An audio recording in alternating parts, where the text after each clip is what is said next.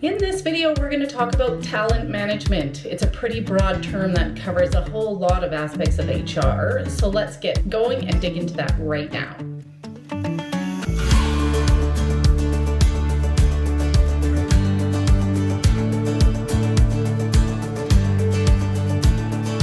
Hi there, I'm Andrea Adams and the host of HR Shop Talk. This is a show where you get all kinds of insight into all things HR.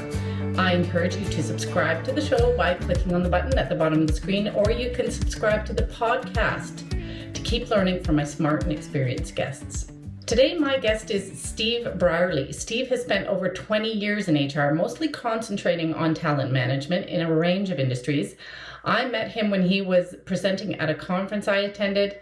Hi, Steve. How are you? Very good. Great to be here. Thanks for the invite. Yeah, thanks for coming on. I'm looking forward to this conversation about talent management because I pretty much had none of it on the show so far. So getting started though, talent management really is such a broad term.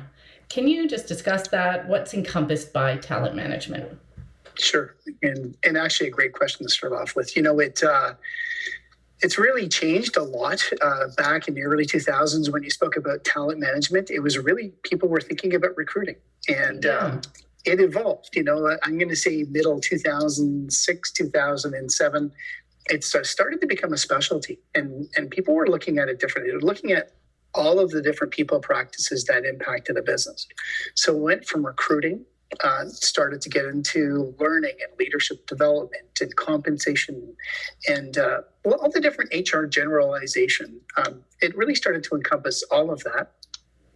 I'm going to say around 2009, 2008, it started to be defined a little bit more clearly where HR generalists were kind of in one bucket, one category, people who looked after the day-to-day operations of the business.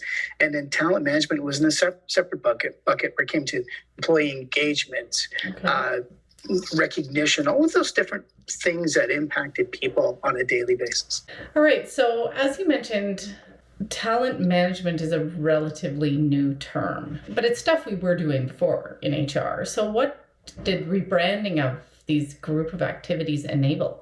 Well, you know what it did? It helped to focus a lot of the things that HR was doing for people.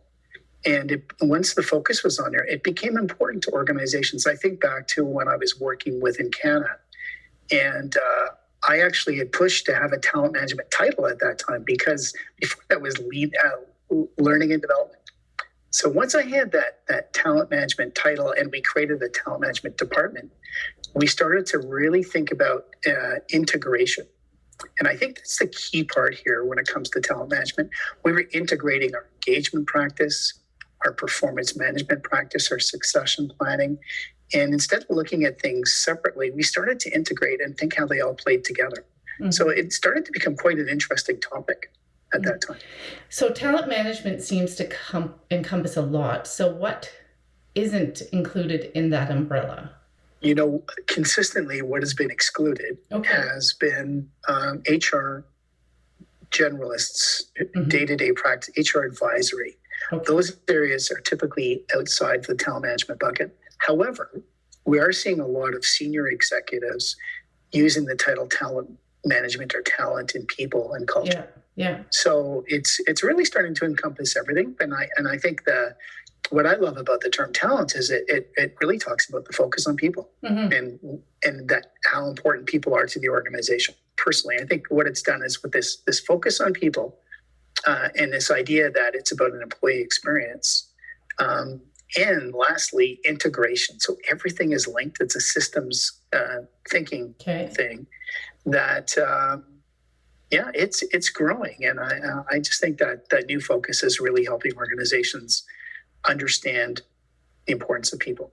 If you found this useful, subscribe to see all the episodes and comment. What else do you want to know about talent management? Maybe Steve's going to tell us in the next segment, but maybe not. Let us know in the comment section below. Okay, so next question here. Talent management may seem to imply focusing on just your talented employees. So how is this inclusive of all employees? It's a great question. And I think looking at the term talent, What it simply means is looking at the entire population of the organization, understanding the skills they bring, the behaviors, and how they operate in the organization. So it really does. It doesn't exclude anybody. It includes everybody.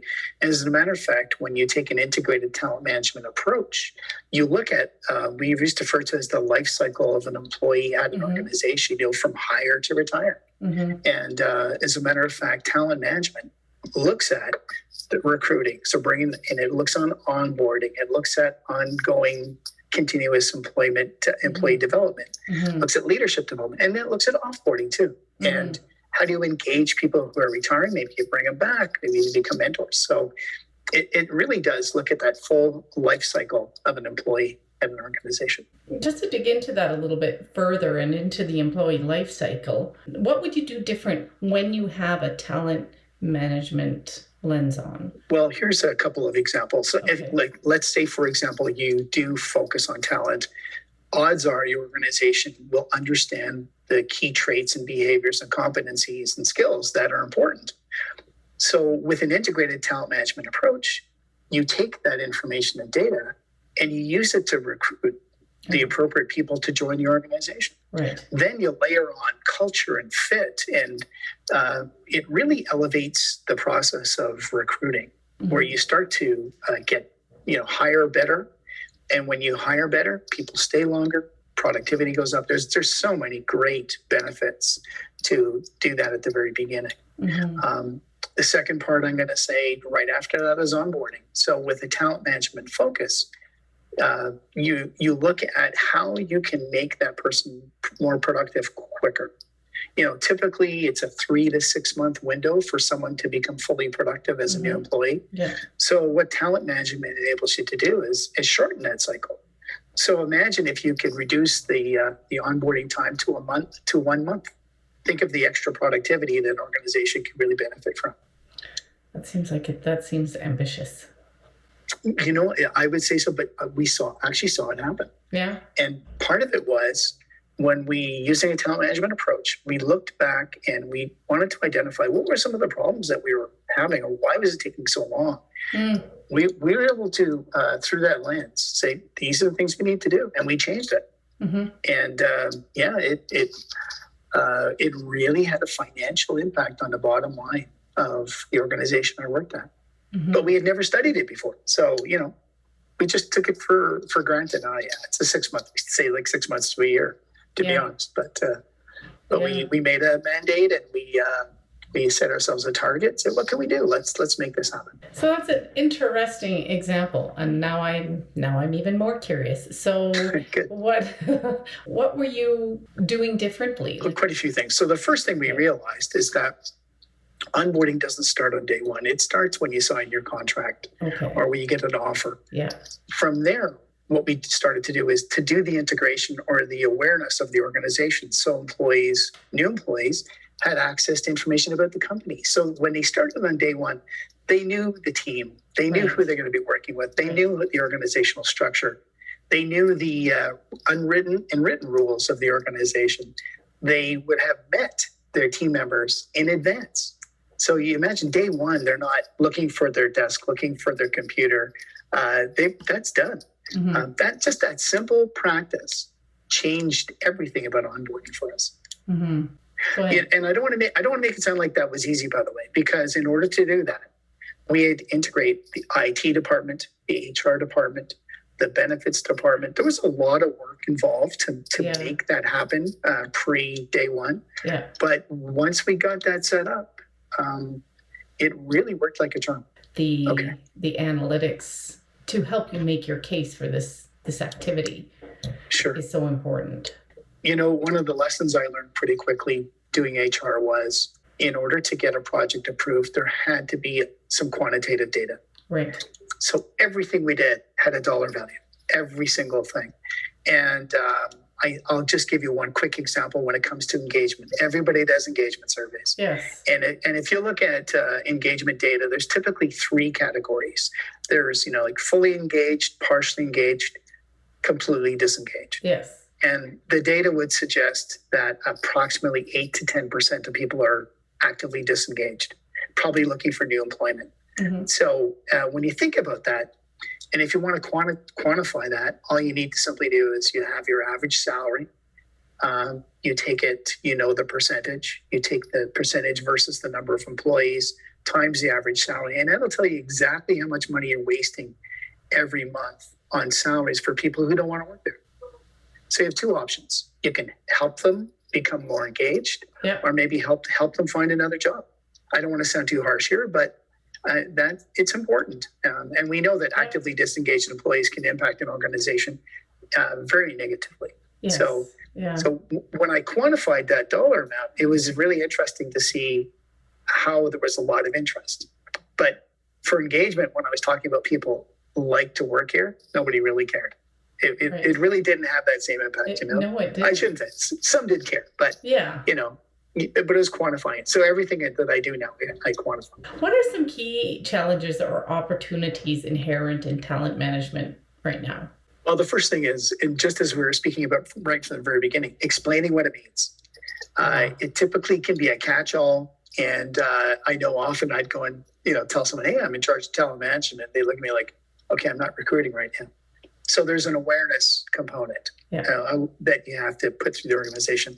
The second thing is understanding how everything is connected and how to make the connections work so that, exercising political influence within an organization to collaborate and to work with the other departments like compensation, like data, like IT.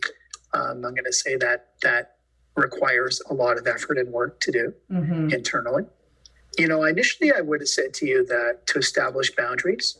I guess I look at it differently. I just think I kind of took the boundaries down and realized that anything that impacts people other than HR advisory is something that I want to be involved in. And because I knew that it impacted something I was looking at.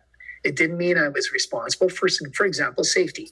I had no accountability for safety. However, I knew that an employee who was conscious of safety would be a great employee, and that's a competency that we were promoting. So everything was connected. So you were talking just a minute ago about getting that collaboration. So working with IT and working with the data folks and working with the comp folks. So if there's anybody out there who wants to advance that kind of collaboration in their own organization, do you have any advice for them? Sure. It really starts off with, first of all, identifying that network or a network of collaborators that are going to be important for what you're going to do. And then secondly, it's really creating a shared common purpose and what the benefits are going to be if you work together. If you can do that, then I think you can have a high-performing, high-functioning collaborative team. I think so often that, those other groups, they're off with their own priorities. There's just so many distractions to get in the way.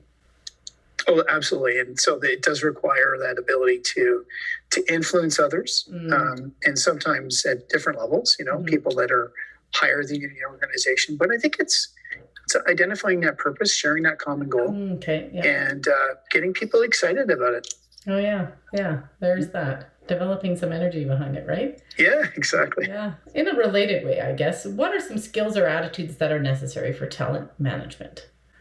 And that's a great question, Bo. The first thing is you have to have an open mind. You need to understand that people are going to come to you with lots of different questions, ideas, projects, and having an open mind and saying yes. We used to laugh that we were the department of yes, because we always said yes. We just find a way to do it. You know what? That's funny because HR is often seen as the department of no. Yeah. Well, our goal was to change that. So we became the department of yes. And so having an open mind is important. You have to be constantly learning.